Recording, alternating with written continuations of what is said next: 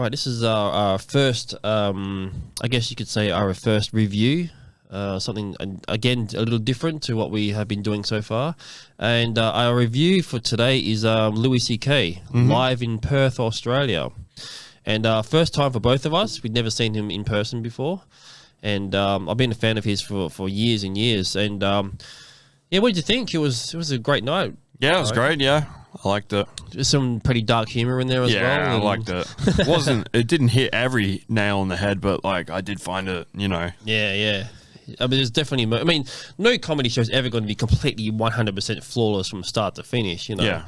But what I really liked about it, apart from the fact that it was entertaining and funny and stuff, was the fact that it was all new material that I'd never heard before. And I don't know about you, but did you feel like a lot of it seemed like it was sort of made up on the spot or improvised? Like it looked like he was just talking about it for the first time? Yeah, I think so. It seemed like it because you can always sort of tell when a comedian has rehearsed something. It's kind of well planned out and there's very little bumps along the way.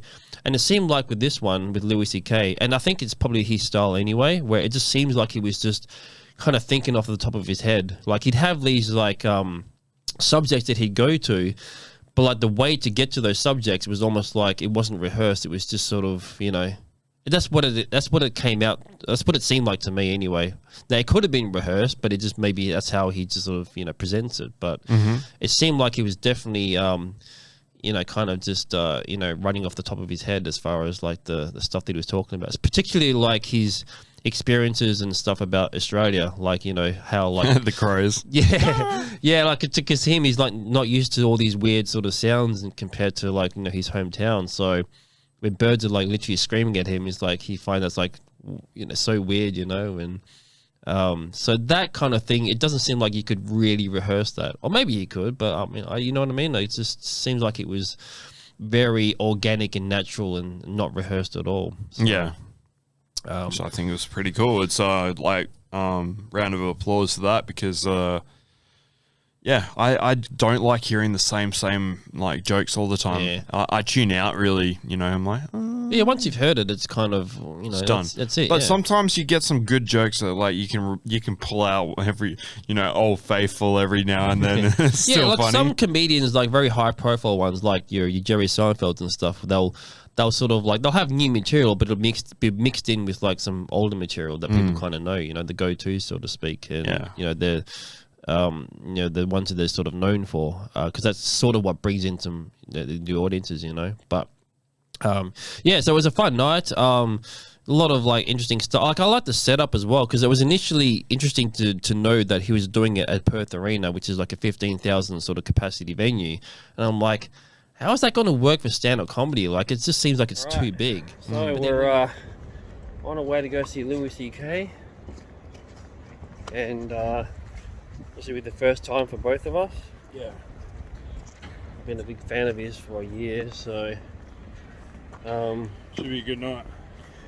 It should be, yeah. It'd be interesting to see who's going to be there, like, as far as the amount of people and stuff. The only problem we're having at the moment is that everything's just blocked off because of construction and stuff on the way to the arena.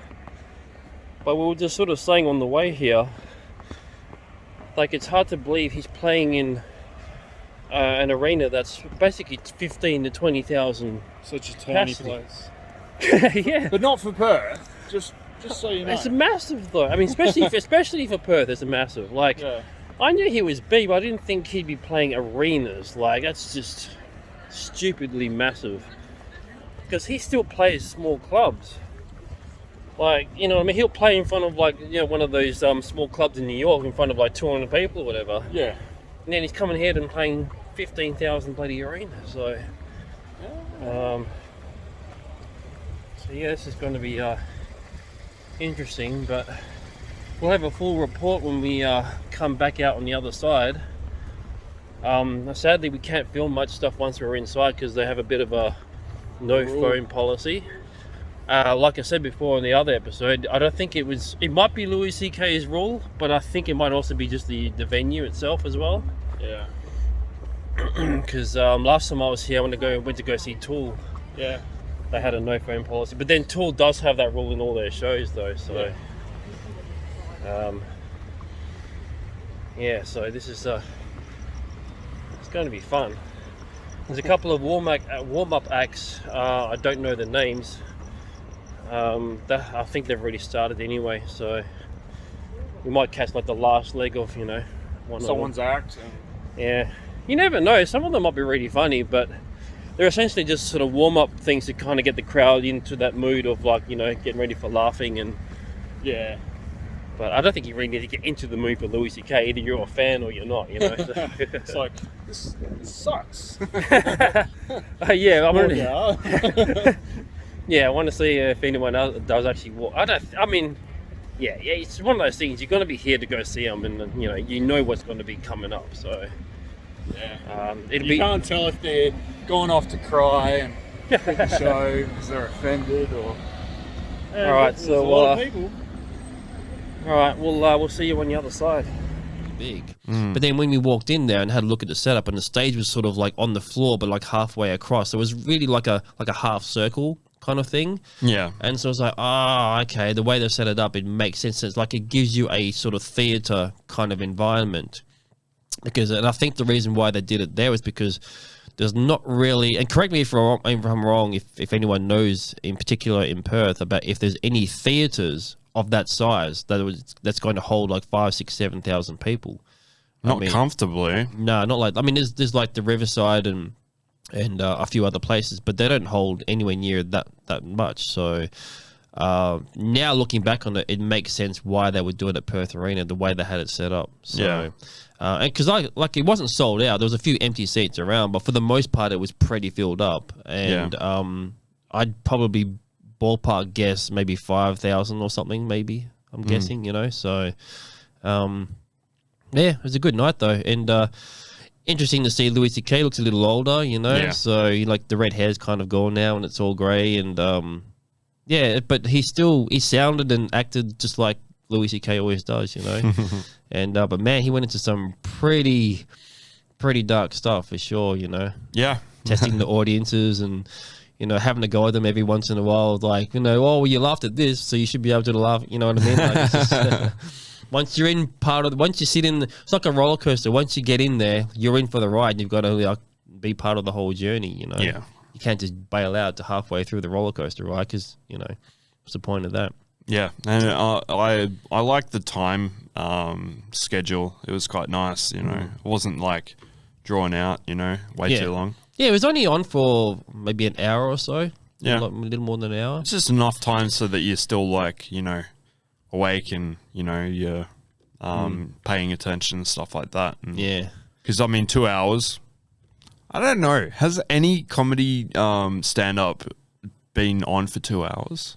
I haven't seen anything go for that long, no. Like, I've seen a lot of stuff on Netflix and stuff like that, and it's always usually around an hour, maybe hour 15, hour 20 at the most. Yeah. It doesn't really go beyond that. So, in saying that, if it's really, really good, I kind of wish it would be for 2 hours, because it depends on the show and the comedian and stuff. Like, there are some comedians that I just really enjoy watching, and like by the end of it, it's like, I wish there was still more, and so...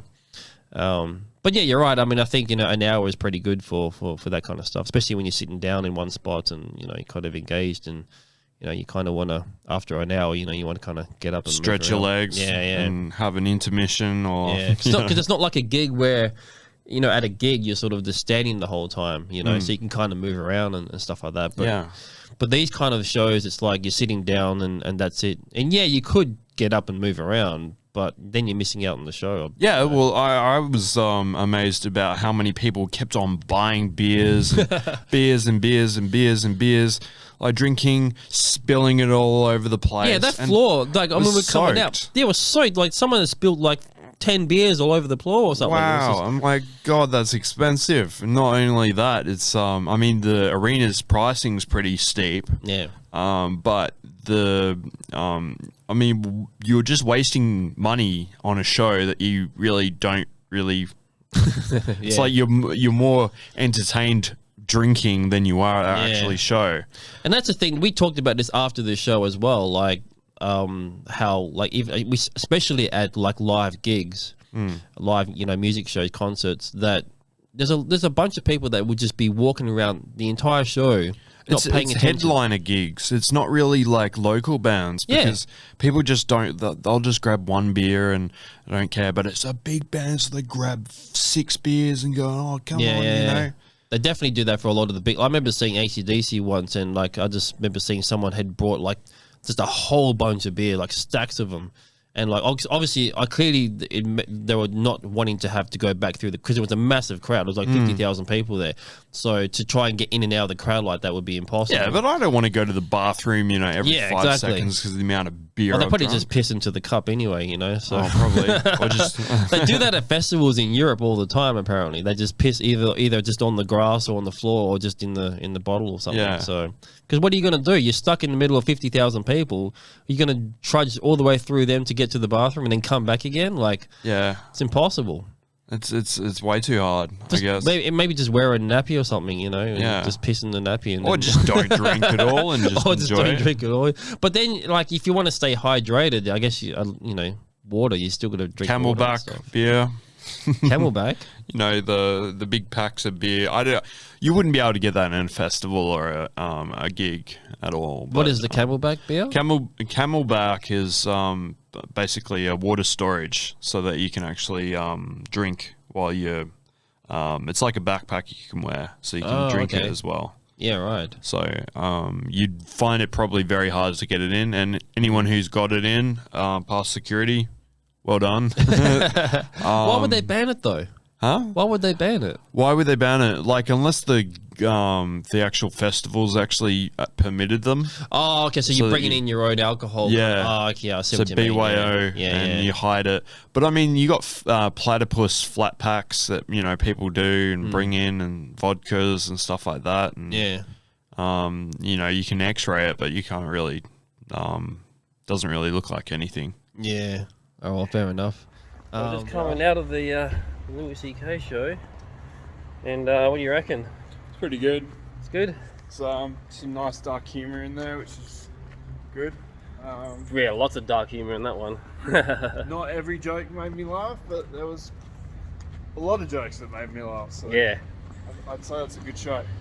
How Yeah. are you? Yeah, he. What I liked about it was that it was all new stuff. Like I hadn't heard any of that stuff from him before at all. Yeah. And because I've probably seen like everything that he's put out, and so I'm pretty well versed in some of his material, all of his material, and none of it was recognizable at all. That's good. And he's pretty well known for doing all new material all the time, so That's what you want. yeah, exactly, because especially for hardcore fans, they don't want to come see him do the same bits that they've already seen, Slightly tweak the jokes. Yeah, and there's a lot of good comedians that do that, and they do that well. Seinfeld's a perfect example of someone who will throw in a lot of old material. Yeah. But I kind of appreciate guys who really put the extra effort to sort of just do all new material, nothing old or anything, so... Yeah. Well, I think it's kind of like if you become a comedian, that's all you're known for. Yeah. And there's not really one single thing that Louis C.K. is kind of known for. It's just a huge body of work. so it really. makes him great. So Yeah. But it was good. And yeah, you're right. There's always a couple of hits and misses. There's not going to be everything that's going to, be nailed. But I thought it was pretty good overall, though. Yeah. It did kind of get into the religion thing quite a bit. Not that he's a religious person, but he sort of had a whole segment on just that sort of thing with Jesus and Christianity. And granted, he was making fun of it, but a lot of comedians take a swing at religion. Yeah, true. But he hasn't really done a lot of that kind of stuff, to be honest, I don't think. But yeah, overall, thumbs up, I reckon. Yeah, thumbs up. Yeah, so there you go. But anyway, that's our review of the Louis C.K. Yeah. Give it a big thumbs up. It was a great night. So if you haven't seen him yet and you want to go see him, Please do. Yeah, do it because it's a really good show. No, I'd be interested to see anyone just let us know if you do see Louis C.K. What were some of the things that he talked about in the show? Because I would like to know if he repeats the show again.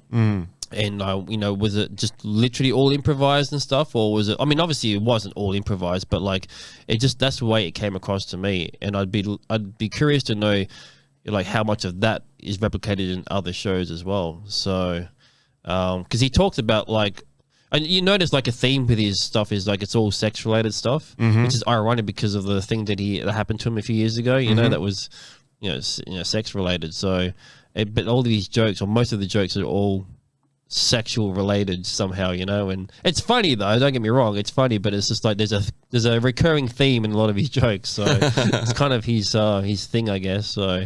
And yeah, it's funny though. It's interesting, but you let us know if you have seen him before or if you're going to see him. What did he talk about in his show? Because I'd be curious to see. Like, I want to know like how much of that was improvised. I got a funny feeling that it was a lot of it wasn't rehearsed. Like it was just like him off the cuff kind of thing, you know. So anyway, there you go. There's our review of Louis C.K.